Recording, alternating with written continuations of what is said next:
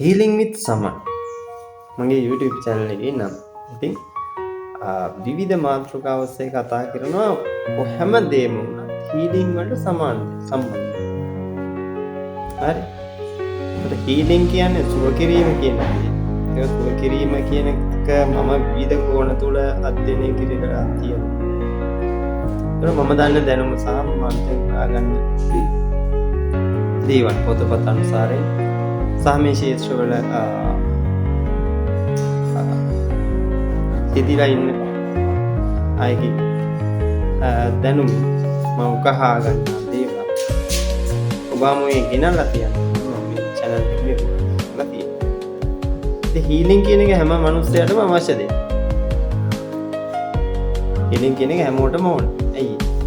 කායික සහ මානසික සුවතාවයක් ලබා ගන්න.